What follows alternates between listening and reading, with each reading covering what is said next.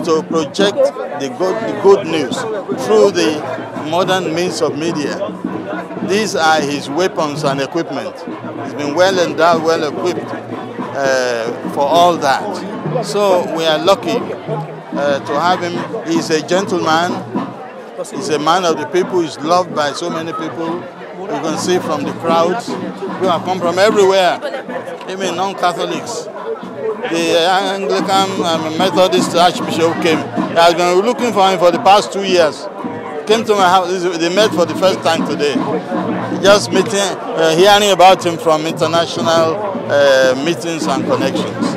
So, for all these gifts God has endowed him, we are very optimistic that indeed the sky is the limit for the diocese.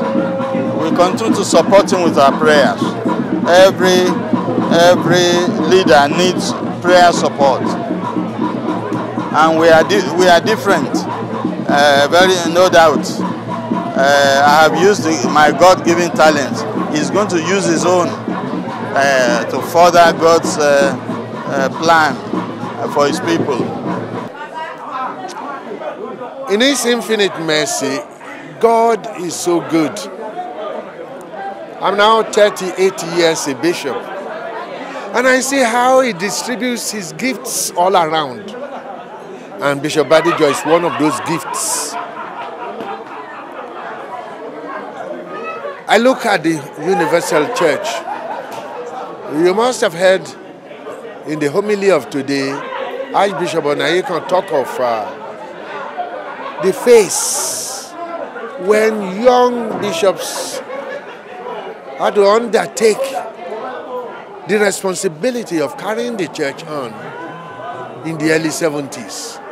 I happen to have been the first of that group of young bishops. Even though I'm the youngest of the 8 that were ordained in 1971, I was the first.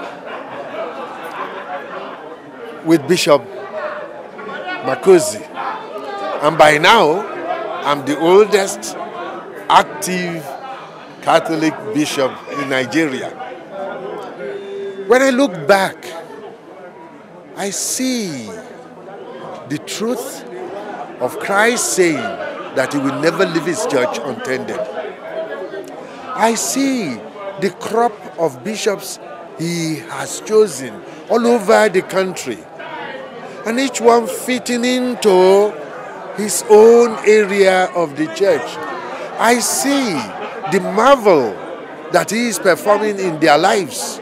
And Bishop Badejo is just one of those talents that the Lord has chosen for his church in Nigeria. You know how God has prepared him for this? When he even finished his studies and he was not of age, not knowing that God wanted him to gain more experience. So he has gone around the world. He has practiced in the ministry. He has seen the talents God has given him developed before assuming the realm of authority. And therefore, he is a special gift to the church in this area. I think the challenges of Oyo are not different from the challenges of the rest of the world. Even as they will be special for Nigeria as a country, I see the challenges that the new bishop is going to face are not going to be purely of Oyo. They will be multicultural, they will be multinational challenges, and he will be able to solve these problems with God's grace if he works well with his people, with his priests, if he will be a good shepherd, if he will love the people of God he has been entrusted with, and if he will be a friend of all the people who are in charge of this flock, or whether they are politicians or other pastors from other churches. I see him playing the role of not only a leader, but a friend, a father, a companion, someone to work with for all the challenges that these people are facing. I'm sure that with the many talents that God gave to Bishop Emmanuel, he will be able to face the challenges with courage and with success.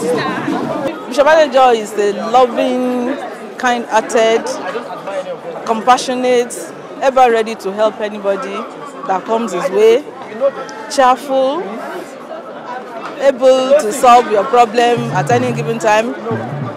If he's angry with you, it